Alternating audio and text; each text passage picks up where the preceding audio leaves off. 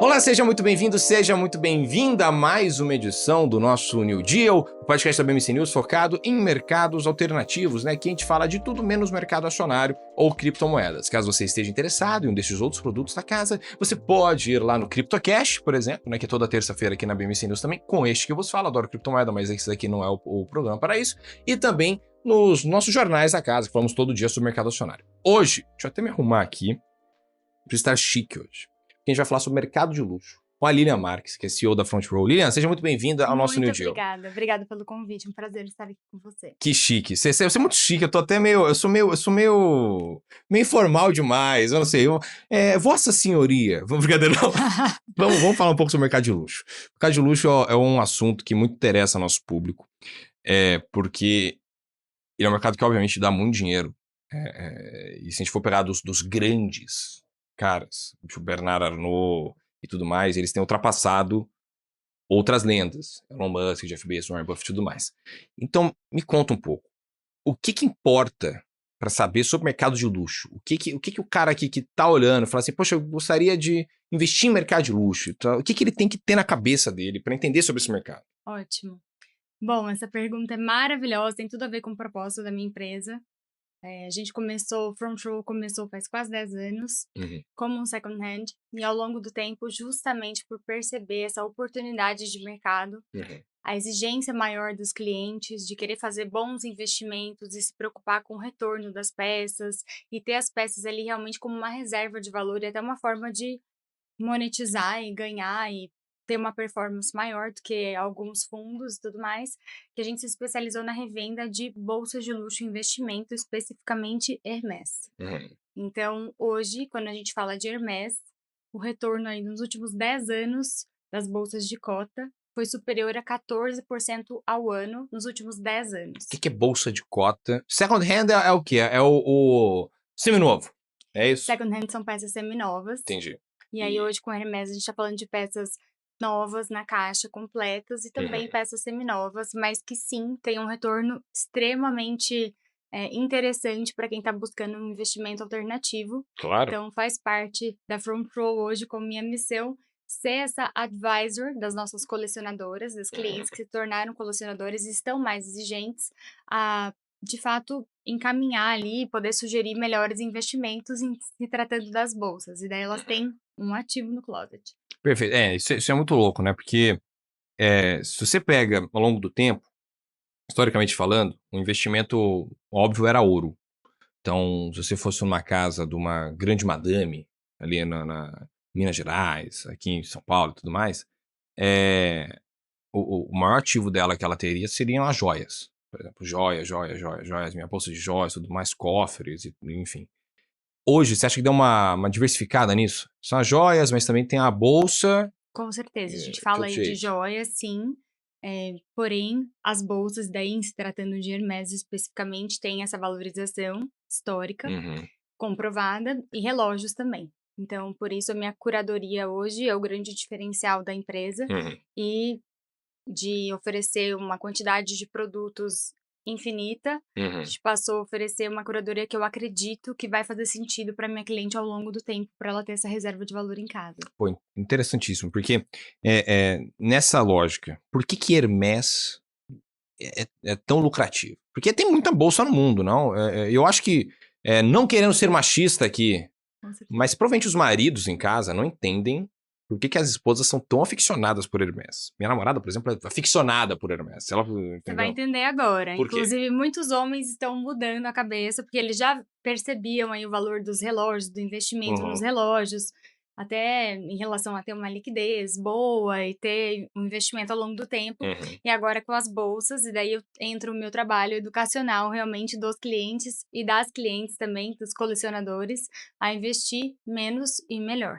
Então, com a Hermès, a gente percebe que a marca tem realmente, o luxo tem aí os pilares, tá? O pilar da tradição, que daí entra a história, o legado da marca, realmente a exclusividade da escassez e a qualidade que a gente trata aí de ser peças produzidas manualmente, de fato, tá? E aí agora, não sei se você acompanhou, mas depois da tarifa do Trump, do vídeo viral da China, expondo a produção de outras marcas, enfim, as OEMs da China, ficou muito claro que a Hermès é um outlier em se tratando de mercado de luxo, e especificamente das bolsas, porque enquanto produção de várias outras marcas foi exposta, o grupo LVMH até teve aí né, uma penalização nas ações, o grupo da Hermès passou em valor de mercado do LVMH justamente a partir dessa polêmica. A gente percebe que a Hermès continua sendo feita apenas na França, tem ateliês específicos, tem artesãos, e ele sustenta o pilar de ser de fato o manual, que é um dos pilares do luxo essenciais. Esse negócio é aquele vídeo que a Louis Vuitton publicou no Instagram, mostrando como é que era feita a bolsa e depois eles apagaram? Esse foi da Chanel. Da Chanel, caso. desculpa. A gente pode falar desse outro caso. É um mundo novo pra mim. Foi o vídeo do chinês expondo que faz várias, que na verdade a produção é feita na China, depois que vi esse negócio. Trump colocou a tarifa aí dos 10%, né, a super tarifa do Trump, a China, daí, em retaliação, ele acabou expondo que várias marcas fazem na China e tudo, para poder mostrar o poder de produção deles e como o mundo todo depende deles. E nessa, muita gente, de fato, até acreditou que Hermès também seria feita na China.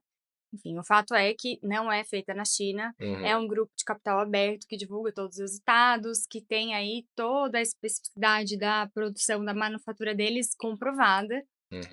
E são mais de 60 ateliês na França, mais de 7.300 artesãos fazendo uma peça dessa.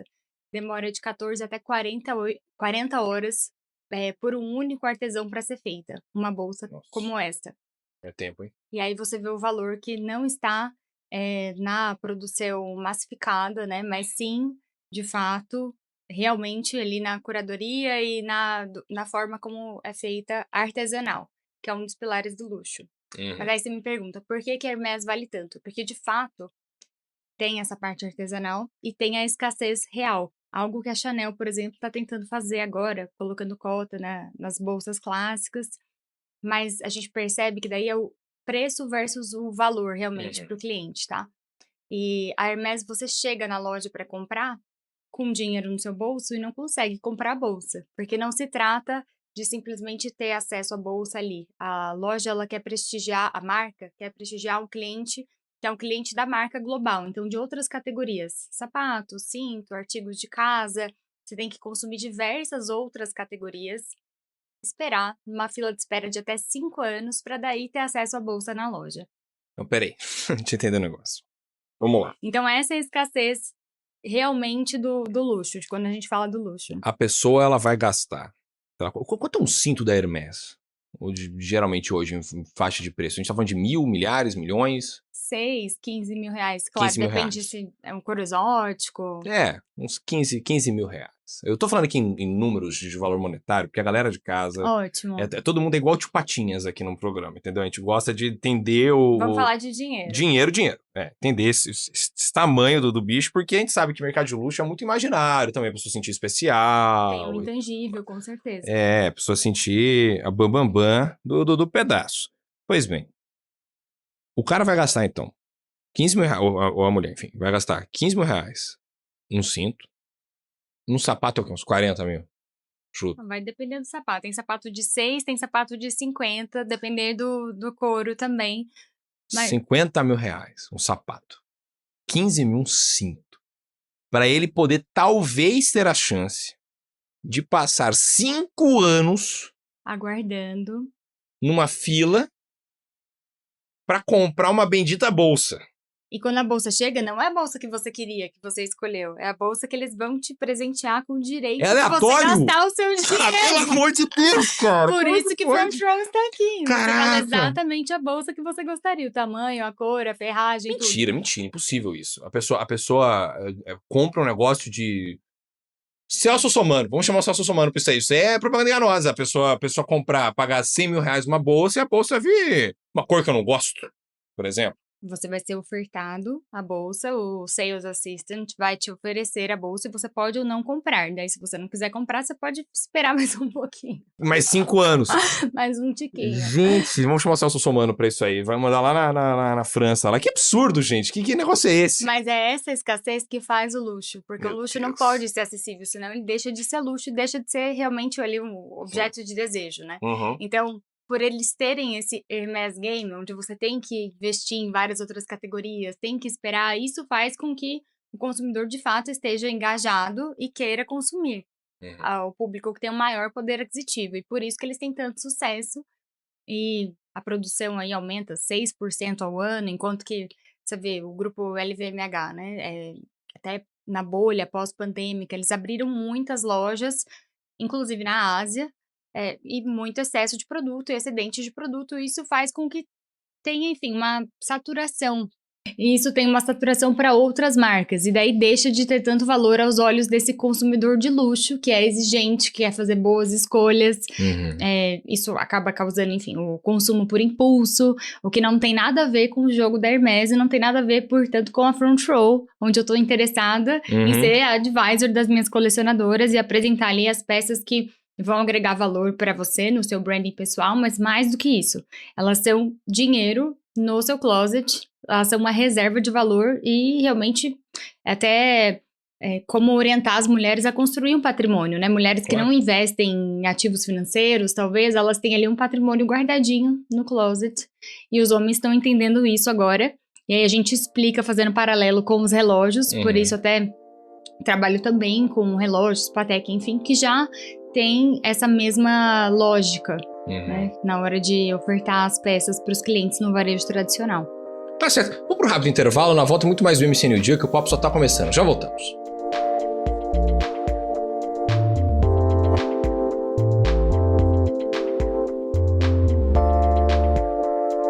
Estamos de volta ao nosso BMC New Deal dessa semana, um papo muito bacana sobre mercado de luxo, investimento em mercado de luxo. E as peculiaridades desse mercado. Porque pra mim é uma loucura. Já foi até tema de filme, né? Teve o filme da família Gucci. Sim. Você gostou do filme? Gostei. Achei excelente a atuação. Lady Gaga está brilhante maravilhosa, no filme. Né? A Lady Gaga é maravilhosa. E tem uma discussão sobre piratear lá, né? Porque a família, uma parte achava ruim piratear. Ela era a favor da... Enfim.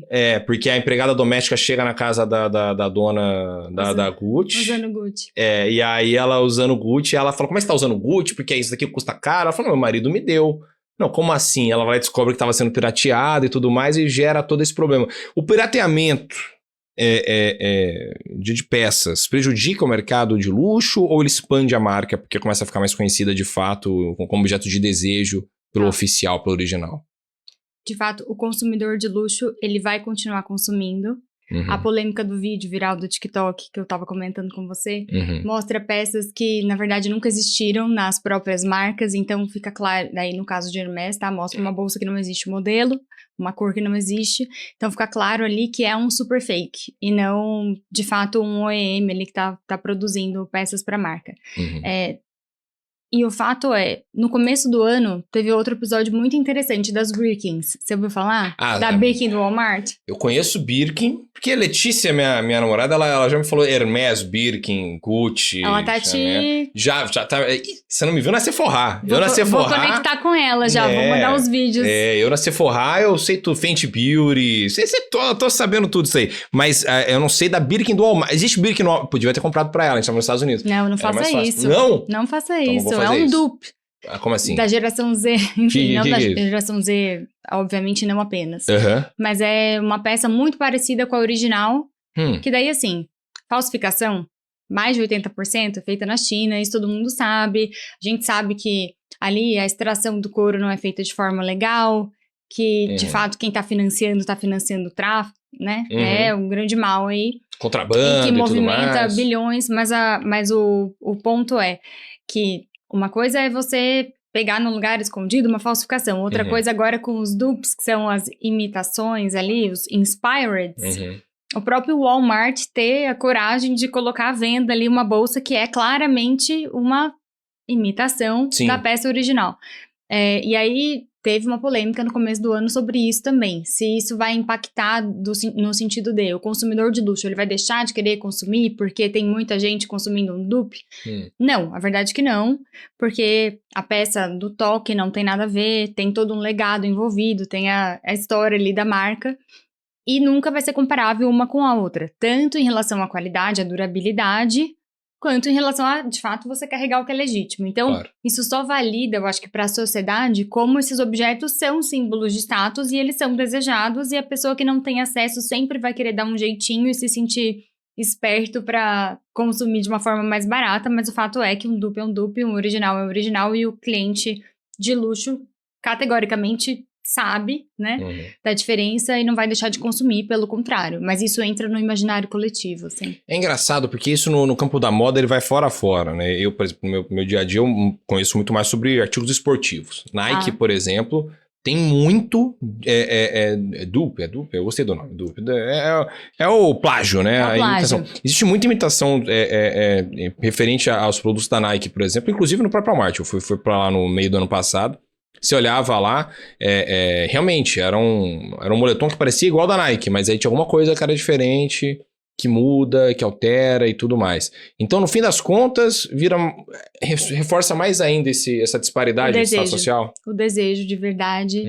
E aí é uma questão, acho que, de educação do consumidor para entender que ele não precisa ter 1 milhão de peças, ele pode ter uma peça que vai guardar valor, até porque você compra um dupe, daqui a um ano você não tem a peça, você vale nada do que você investiu, versus você consumir de alguém que tenha credibilidade aí, ou na revenda, né, no caso da Front Row, ou aguardar esses 5 anos e consumir várias outras peças para ter acesso na loja, mas um investimento que vai perdurar ao longo do tempo, diferente de você comprar uma falsificação, óbvio. É claro. E aí, por exemplo, em relação à porcentagem de valorização, você falou, né, esse número, mas hoje, quanto de retorno médio que dá uma bolsa? Últimos 10 anos, em média, essas bolsas de cota, que daí são as bolsas que você não consegue comprar na loja sem ter um histórico de compra, sem aguardar na fila. É aleatória lá, que o cara, talvez, passou 5 anos, eu venho uma bolsa magenta pra mim. Eu falo, não sei nem o que é magenta, aí querido. Eu não quero magenta, daí você continua na mais fila. 5 anos. Ou você compra e pode revender na Front Row.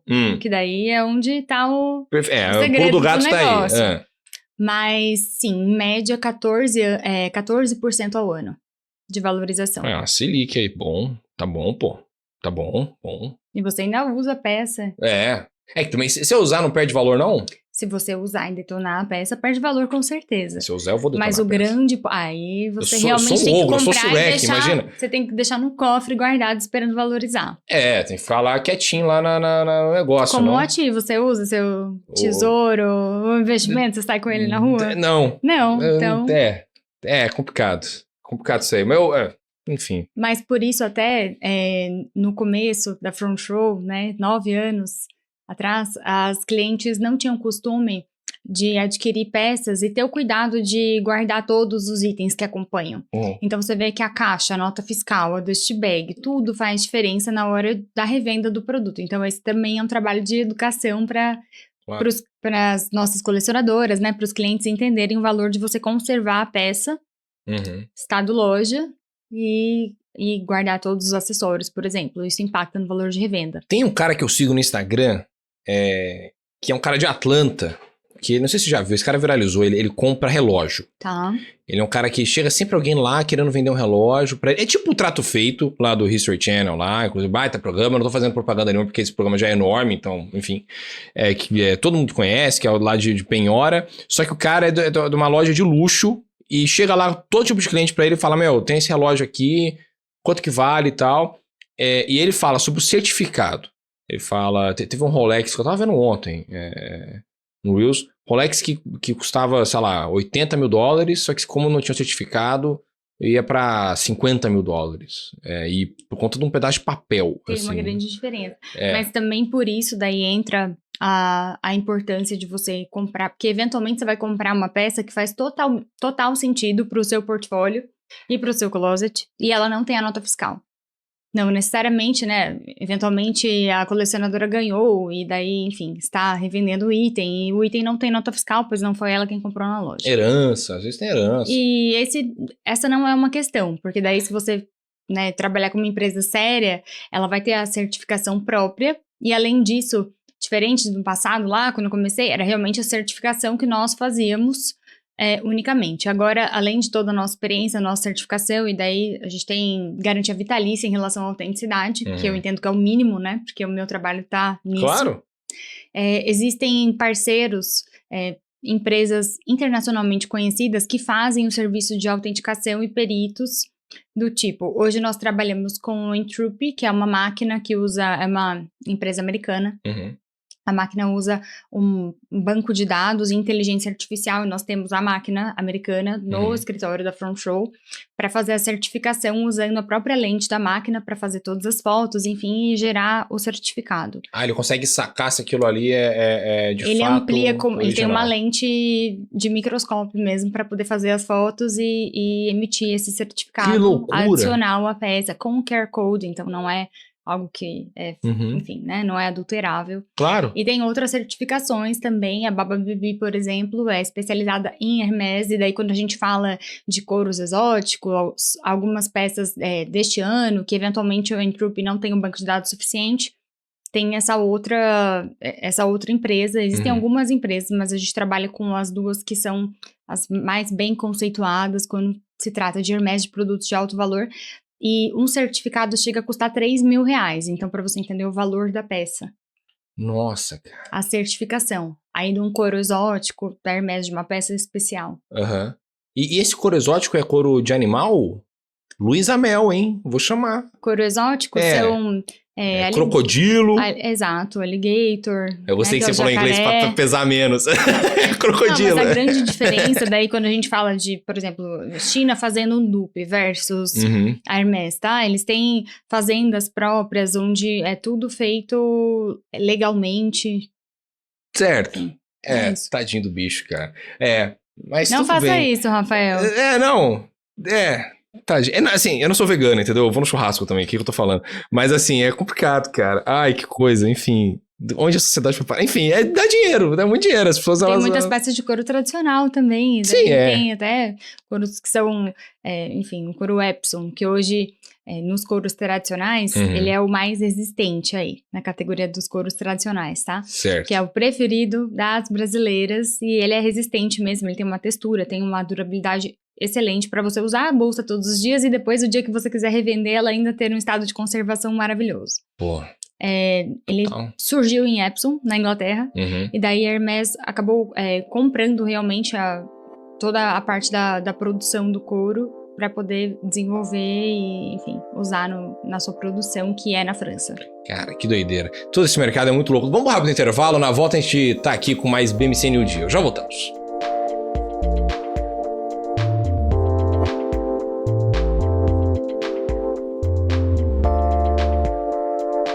Bem-vindo de volta ao nosso BMC New Deal desta semana. Um papo muito bacana com a Lilian lá da Front Row sobre o mercado de luxo. A Lilian já falou sobre muita coisa, mas ainda tem muita coisa pra gente poder falar. Maravilha. Vamos nessa. A gente tava falando sobre couro, né? Couro de jacaré, crocodilo, alligator, que eu gostei que você trouxe um alligator pra Luísa Mel não processar a gente. Vamos falar um pouquinho ainda sobre esse mercado no sentido de investimento. Quando é que virou essa chavinha pra galera ali, no sentido de eu vou comprar algo pra investir, como é que você tem observado isso? Tem sido cada vez maior essa aptidão? Você trabalha com isso, né? Você tá na ponta disso. Eu trouxe a agenda de bolsas de investimento aqui para o Brasil. Então... A gente já participou de algumas research mesmo, né? Compartilhando dados de mercado, enfim. Mas eu acho que... vendo o comportamento do consumidor. Acho que pós-pandemia, existia uma bolha aí, o consumidor não tinha tantos meios para poder gastar, né, com viagem, saindo, e daí realmente deu um boom no varejo, de luxo inclusive, dos shoppings, porque era uma fuga e ao mesmo tempo ele estava com dinheiro no bolso. E daí quando a gente pensa em China desacelerando, em volatilidade econômica de modo geral, o consumidor tende a buscar mais informação e querer investir melhor, até porque ele tem possivelmente menos para investir. Então, por aí a gente vê uma diferença. E aí, hoje, vendo as colecionadoras que estão comigo na Front Row, tem clientes colecionadoras que já ganharam 300, 400 mil reais com revenda de peças. 400 mil com revenda? De bolsa? É isso. Caraca, Lilian. É, de fato, você fazer um investimento certeiro aí no seu vou vender bolsa, portfólio, vou no vender seu bolsa. closet. Vamos vender juntos. Eu já vendi coisa tão mais complicada de vender, gente. Bolsa é tranquilo. E aí, a cliente é a mesma cliente que coleciona arte. São clientes que têm, de fato, um entendimento e eles buscam essa educação para poder consumir melhor. E aí, hoje, como o cliente tem inúmeras possibilidades de onde ele vai investir, seja em experiência, né, ou artigos de luxo que continuam em alta, a gente vê realmente que a tendência é cada vez mais estar exigente, conectado, porque hoje com, né, a facilidade da busca aí de informação online, você vê o consumidor muito mais educado a realmente não sair consumindo simplesmente por impulso, por tendência, mas pensando melhor no que ele vai adquirir. Engraçado isso, porque nessa questão até mesmo de olhar para artigos de luxo, arte e tudo mais como investimento, porque, historicamente falando, se a gente pegar desde a Grécia, por exemplo, antiga, quem cuidava, sempre cuidou que a família continuasse tendo dinheiro era a mulher. Economia, a gênese da palavra é ecos, que é casa, nomia, que é igualdade da renda. Então, ter a renda na casa e segurar. Você acha que tem um ponto aí, até meio filosófico, da questão de que, como geralmente, inclusive, a mulher... geralmente, 100% dos casos, a mulher é que manda no casal. A última palavra. A última palavra é a dela. Do homem, sim, senhora. Sim, senhora, exato. Eu mando em toda a minha vida. Sim, senhora, exatamente. É um método de preservação, de proteção de renda. Dentro de uma casa, por exemplo, high class, que a gente está falando aqui de altíssima renda, super ricos e tudo mais, que pagam 40 reais numa faculdade, por exemplo, por mês. É uma galera que precisa preservar essa grana. Tá. E ela precisa preservar essa grana de maneira que seja lucrativa, mas também que não seja muito volátil, né? Que ela tenha consciência daquilo ali. Tem uma questão bem que por aí de patrimônio mesmo, e que tenha liquidez, né? De fato. Então, os tesouros, claro, joias, e daí a gente fala de gemas, né? E dos brilhantes e do valor do ouro. Tem a sua valorização, é algo que faz muito sentido e eu, inclusive, recomendo alguns itens específicos, marcas específicas na Front Row, no portfólio dos clientes, porém, o retorno que a gente tem visto nas bolsas e em alguns modelos de relógio especificamente, eles são superiores. E é tudo dolarizado. É tudo dolarizado. E esse é um ponto interessante, porque a produção é feita na França, como eu estava comentando, e hoje não é o produto que disputa a cliente, é a cliente que disputa o produto, quando a gente fala das bolsas de investimentos, tá? Então, por que é dolarizado? Porque existe a bolsa na França, do couro, da cor, da ferragem específica. Essa bolsa, ela tem uma interessada em Shanghai, ela tem uma interessada em Nova York, ela tem uma interessada no Brasil. Então, é realmente uma construção de portfólio onde você está disputando as peças que são escassas, real, não é... né, fake. Claro, a gente tá falando do original, não né? É simplesmente...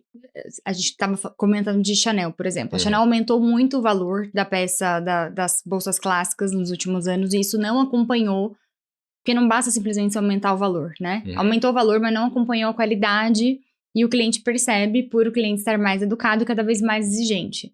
Então, não são de fato a mesma coisa, por mais que uma bolsa Classic Flap e uma Birkin hoje tenham o mesmo valor nos Estados Unidos, elas não têm o mesmo valor percebido pelo cliente.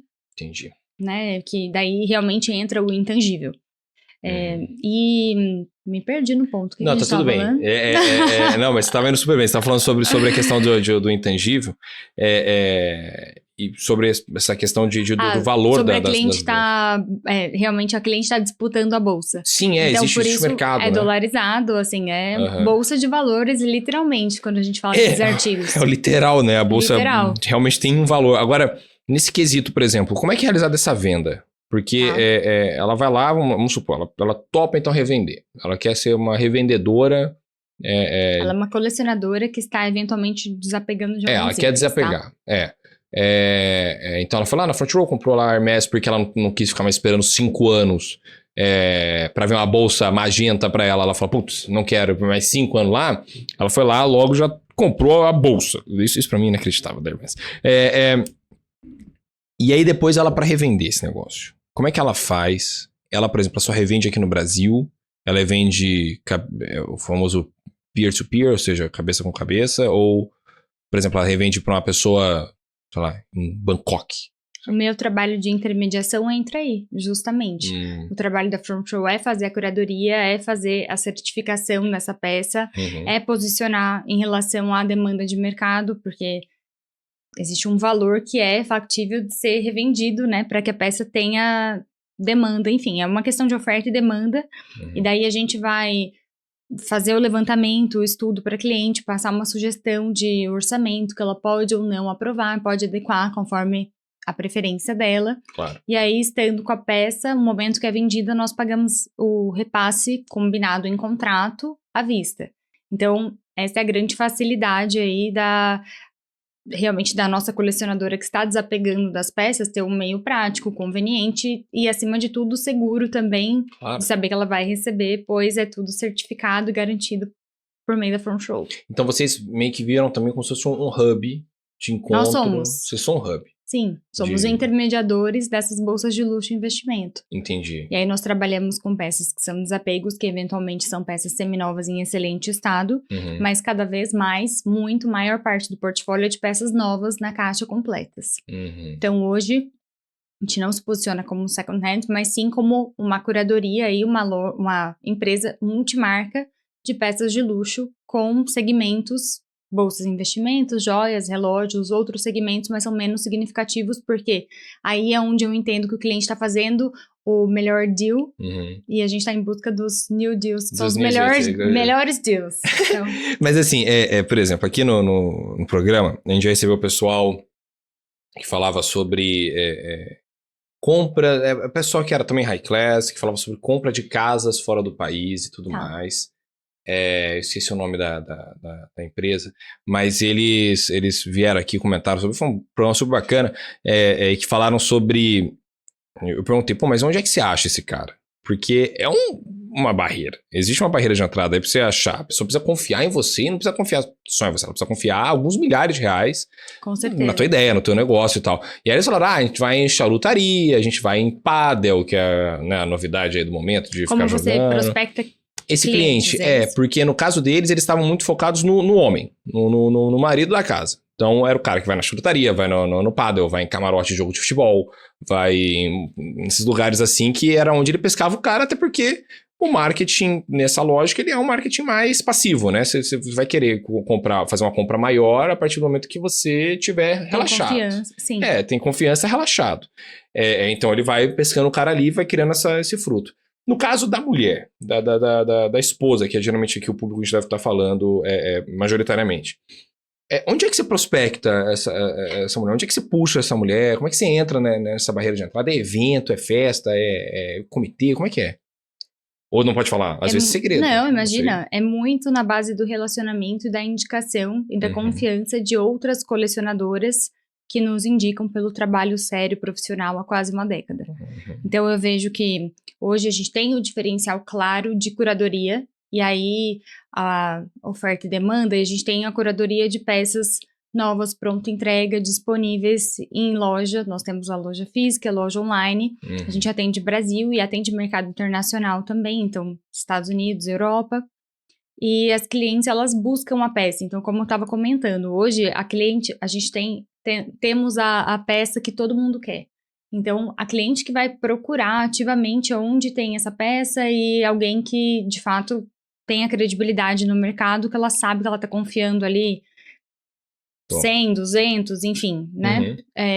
E é um produto autêntico e que está no estado de conservação que é anunciado. Então, é muito por indicação, realmente, de outras clientes que tiveram uma experiência super positiva. Eu tenho clientes e colecionadores que desapegam comigo nesses 9 anos. Então, entendi. A retenção do próprio cliente de luxo, que é um público muito específico, e a indicação por outras clientes. E tem uma coisa, não sei, aí você me confirma, tem uma coisa sobre mercado de artigo de luxo, que me parece que a empresa, ela não pode muito ir atrás do cliente. Meio que o cliente ele tem que se sentir seduzido a ir atrás daquela empresa para poder fazer um negócio. Ou seja, se eu comparasse, sei lá, uma empresa de luxo, uma marca do Brás, que revende no Atacadão, por exemplo, no varejo, o cara do Brás mete um cara lá na rua falando, ó, meia barata, R$2, tarará, tarará, tarará, e começa a colocar gente em massa para dentro da loja. Na questão de artigos de luxo tem uma lógica meio, tipo, eu preciso fazer com que ela se sinta atraída o suficiente para vir aqui, trocar uma ideia, entender a marca, e aí ela se sentir com vontade daquilo ali. Meio que essa lógica. O luxo não grita, né? Ele sussurra. E a gente não precisa gritar para gerar venda. O que realmente faz com que as vendas ocorram naturalmente é o relacionamento e a credibilidade aí construída com a comunidade como um todo que consome esse tipo de artigo. Então, meio que... Óbvio que o relacionamento faz diferença, o posicionamento online, offline, de fato, trazer pessoas que sejam embaixadoras da marca, que estejam muito alinhadas com a minha cliente, não é seguidor por seguidor, a gente não tá em busca de seguidor, de likes, enfim, métricas de vaidade, não, porque a gente sabe que o cliente é muito específico, exigente, e que a gente quer estar ali posicionado à altura deste cliente, então ter todo um serviço de experiência já, por exemplo, ofereci aulas de etiqueta, temas que conectam com o meu público, que daí é muito mais para relacionamento de fato do que porque a venda já acontece naturalmente, porque a gente tem o que o cliente está buscando. Entendi. Então, por exemplo, uma aula de etiqueta puxa uma galera ali, que aí o cara entende que sua marca, ela tá... Outras experiências, enfim, como as próprias... Eu sou uma revendedora, uma boutique que revende peças de luxo, que tem essa curadoria. Claro. Marcas de luxo, elas vão também prestigiar os melhores clientes, a própria marca de luxo, né? Que a gente tá falando aí das marcas do grupo LVMH, da Hermès, vai prestigiar o cliente, os melhores clientes, também com experiências, com algo que esteja no intangível. Então, a gente faz esse mesmo trabalho com a Front Row. A ponto da minha cliente mandar uma foto com uma Hermès, uma Birkin 25 no voo e falar, olha, estou aqui com a minha Front Row e não com a minha Birkin 25. Que loucura, cara. Que doideira. Sensacional, muito gratificante, assim, fazer parte do dia a dia dessas mulheres e educá-las a investir melhor também. Claro, é maravilhoso. Agora, por exemplo, com esse crescimento de empreendedoras, mulheres que a gente tem visto, a gente tem visto muitas mulheres, inclusive, em posições de comando de fato, assim, não só o falado. A gente tá falando de gente com patrimônio mesmo, com grana e tal, dela, o que é muito bacana. Isso aumenta também uma clientela para o seu negócio? No sentido de, e até mesmo tentar mudar o approach, porque antigamente como o mercado era muito masculino, homem, 98% em posição de comando, você tinha que mirar na esposa do cara, em teoria. Agora, você teria que mirar também na empreendedora que quer tomar aquela decisão de comando e tudo mais. Então, é meio que uma lógica assim, muda um pouco esse perfil do cliente, o que ele gosta e tudo mais. A gente tem os dois perfis. Mas, independente, sendo a empreendedora, e daí tem diversas empreendedoras que são mulheres de sucesso, que até entendem que estão ali com uma bolsa de investimento, não simplesmente para ostentar, mas porque faz parte dos valores daquela pessoa que realmente valoriza o seu dinheiro, que trabalhou pelo seu dinheiro. Essa cliente é muito exigente, porque ela sabe realmente o trabalho que deu ali para poder adquirir aquele item, que é realmente uma conquista para ela, né? E essa cliente sou eu, porque eu sou empreendedora, self-made, então eu tenho tudo a ver com essa cliente. Sim, felizmente, é um mercado que está crescendo aí das mulheres em posição de comando, enfim, e tendo a sua renda própria para poder adquirir e fazer seus investimentos. Não, total. Isso é muito louco, porque eu lembro que no ano passado eu fui na feira de barco aqui em São Paulo.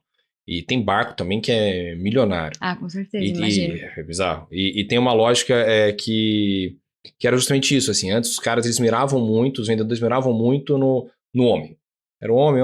Agora não. Agora eles falam assim, não, cara, tem várias famílias, inclusive, que é a mulher que tá na posição de comando, e é uma lógica diferente de você conseguir vender aquele produto e tudo mais, não é só, sabe? E aí isso é muito legal, porque vai puxando também o quê? Vendedoras mulheres também. Sim. Né? E aí você vai dando uma oxigenada no mercado, né? Não fica para sempre a mesma coisa durante 500 anos. Com certeza. Bom, no meu caso até as mulheres sempre quiseram esse tipo de item.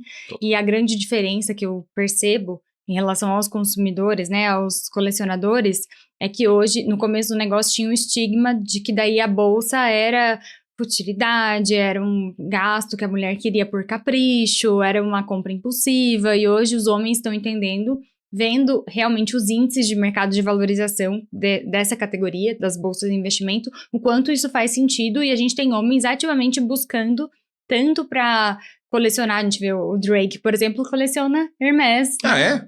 Coleciona Hermès, porque ele fala que é pra futura mulher, mas enfim, a gente sabe ali que é uma reserva de valor, clara.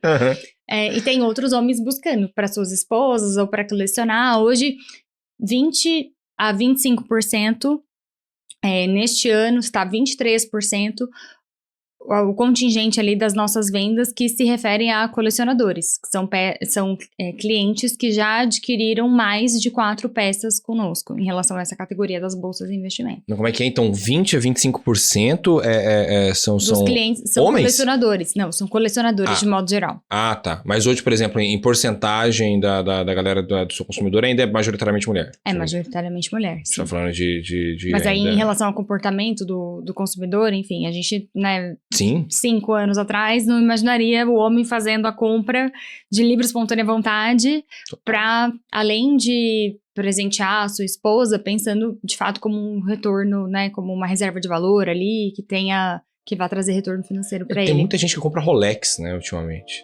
Ultimamente não, sempre teve, mas Rolex, Patek, AP, tem... Mas no seu caso lá é mais bolsa, né? A gente tem relógios também. Ah, a gente vai falar de relógio então. A gente vai então parar pro intervalo, na volta a gente vai falar de relógio também aqui na tela da BMC News. Já voltamos.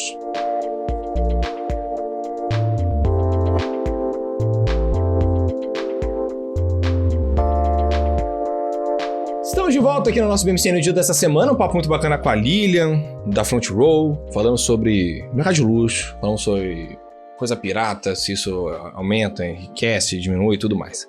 Vamos falar um pouquinho, Lilian, sobre relógio. Relógio eu conheço um pouquinho mais, mas eu não uso relógio, por exemplo.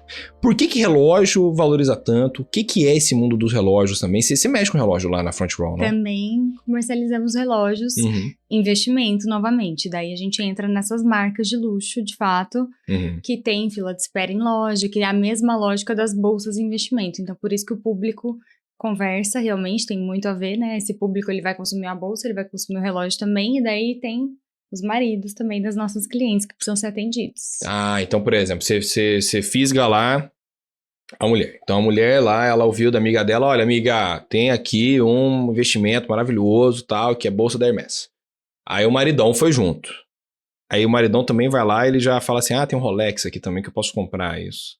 Rolex, Patek, RM. Ah, é? Já sai com uma Hack. Hack é a bolsa Hermès dos homens. Que é aquela bolsa maior agora, que tem vários... Enfim, tem... Eu quero uma. Cadê de brinde aqui? Cadê o presente? Quanto é uma Hack? Entendeu? 120, 150. Ah, tá baratinho, Lilian. Vê duas. Vamos no Pix. Mas é agora, loucura. Você tem que pensar no investimento a longo prazo. Rafael, mas esse estigma, olha, pra isso eu tenho dados pra você. Dados, porque a gente realmente vende muito pros maridos hoje em dia, justamente, né, por ter aí repertório pra mostrar valorização. Então, você vai ver Justin Bieber, Timberlake, vários empresários. O Justin tem as bolsas... Todos têm. O Timberlake... Todos têm que ter. Must have. Se você não tem... Como você viaja sem essa bolsa? Pô, eu nem tô viajando ultimamente, Lilian. Te falar, tô trabalhando tanto que nem viagem. Então... Mas, por exemplo, é engraçado, né? Porque o cara, ele vai lá, ele compra uma bolsa de 150 mil reais, só que aí ele vai pousar nas fotos lá, ele posa com roupa toda rasgada, as coisas tudo... Eu não entendo isso, me explica. Por que o cara, ele gasta muito em umas coisas e em outras ele... Todos deixados. Do nada, por exemplo, a celebridade tá lá, ela é presa. O Justin Bieber já foi preso, por exemplo, por pó de drogas, por exemplo. Não é ruim pra marca isso, por exemplo? Ficar muito volátil com a vida de um famoso? Ou não? Eu acho que pra qualquer marca, né? É um risco pra qualquer marca de luxo. Daí por isso que avaliar realmente a fundo quem são os seus embaixadores, porque eles vão transmitir o seu valor. Mas esses caras são embaixadores, por exemplo. Não são, tipo... Não, eles são consumidores, são clientes da marca. Sim. Mas aí meio que vira embaixador, né? Quando a gente fala de Hermès, por exemplo, eles até compram muito adicional que tenha no mercado. E eles não gostam de algumas celebridades usando, óbvio que isso não é declarado, mas porque aquela pessoa não tem os valores, enfim, e isso faz parte, inclusive você como cliente, no atendimento, no fato de eles te oferecerem ou não bolsa depois desses anos aí de fila de espera, porque eles querem ter clientes que representem a marca, isso acho que para qualquer marca de luxo é muito importante, né? Pô, total, extremamente importante, até porque é um mercado que assim, é o famoso, né? A reputação demora anos para você construir, segundos para destruir. Bom, agora eu queria falar um pouco sobre um vídeo que saiu, a gente estava comentando no começo do programa, não falamos, sobre o vídeo da Chanel. Ótimo. Que vazaram, não é que vazaram, eles publicaram. Não, foi publicado nas mídias sociais da própria marca, e daí foi apagado depois que gerou a polêmica e tudo mais. É um tiro que pode ter saído pela culatra, né? Foi um tiro no próprio pé deles ali. O que aconteceu? Explica um pouco pra gente o que aconteceu nesse vídeo. Vou te contar. A gente tava falando dos pilares do luxo, certo? Então nós temos aí a tradição, a história, o legado da marca. A gente tem, de fato, a real escassez do produto. E a gente tem a parte do artesanato, né? Da artesania envolvida, da produção ser manual.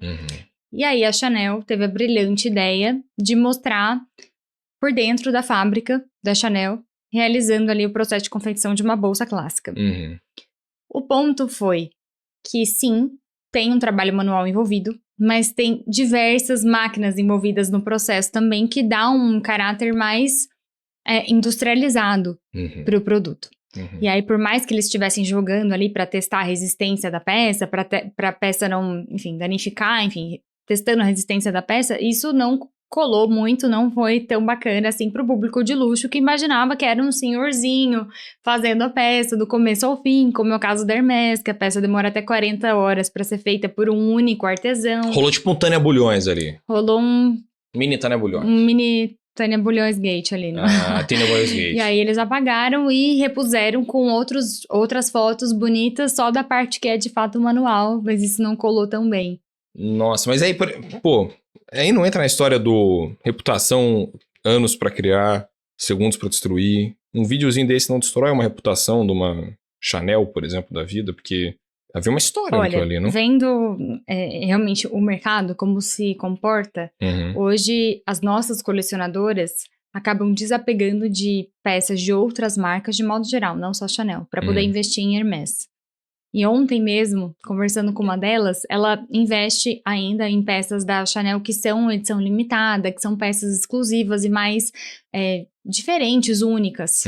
E não investe mais em bolsas clássicas. E eu, de fato, revendo bolsas clássicas também, tá? Eu tenho Chanel no meu portfólio. Mas por entender que o deságio em relação a essas bolsas não é tão interessante e não faz sentido para ela. Uma bolsa... E aí a gente tá falando de Chanel e de outras marcas. Você chega a pagar, né, vai lá e investe numa peça no shopping e paga 80 mil, e a hora que você vai eventualmente desapegar daquela peça, revender, ver a liquidez da peça ali, ela te sobra 30, 25. E isso não só Chanel, outras marcas também. Então, hoje, essa nossa colecionadora, por exemplo, alguns itens de desfile, itens muito icônicos e exclusivos, eles têm um valor diferente. Daí, Chanel também pode ser um ótimo investimento quando se trata dessas peças, que são coleções limitadas, edição limitada, né, que realmente depois não vai ter mais disponível, então ela ganha valor, assim como relógio, assim como edição limitada de diversos outros itens de luxo. Entendi. Bom, vamos para nossas considerações finais, Lilian. Queria muito agradecer a sua presença muito aqui. Obrigada. Volte mais vezes. Qual a mensagem final que você gostaria de deixar para o nosso público aqui de casa? Manda um abraço para quem você quiser. Seja feliz. Obrigada, muito obrigada. Tô super honrada com o convite, com a oportunidade de estar aqui com você. Desculpa pela minha falta de etiqueta, eu sou meio informalzão. Foi maravilhoso o nosso bate-papo. Coisa boa. E eu espero quem quiser saber mais sobre o trabalho e entender mais sobre o mercado de luxo, sobre as bolsas de investimento, ter oportunidade de fazer boas compras para o seu portfólio pessoal. Estamos aqui com Front Row e Lilian para, de fato, fazer, né, essa curadoria e prestar essa assistência para os nossos clientes com todo o carinho. E quem tiver desapegando de Hermès, fala assim, tenho Entre muito. em contato com a gente, pode me ligar, manda para mim. Eu vou cuidar com o maior prazer da sua bolsa, juro por Deus. Lilian, muito obrigado pela sua presença. Volte mais vezes, por favor. E a você que nos acompanhou no nosso BMC New Deal dessa semana, muito obrigado pela sua presença. É sempre uma honra tê-los aqui conosco na BMC. Gostaria de convidá-los a seguir nas redes sociais, @bmc.news. Estamos em todos os lados, Twitter, TikTok, Instagram, LinkedIn, onde você quiser, a BMC está junto de você. E também no nosso portal, bmcnews.com.br, com as notícias mais fresquinhas de todo o mercado financeiro. Eu vou ficando por aqui. Quem será que vem na semana que vem? Qual será o mercado alternativo que a gente vai analisar na semana que vem? Mal posso esperar. Até mais. Tchau, tchau!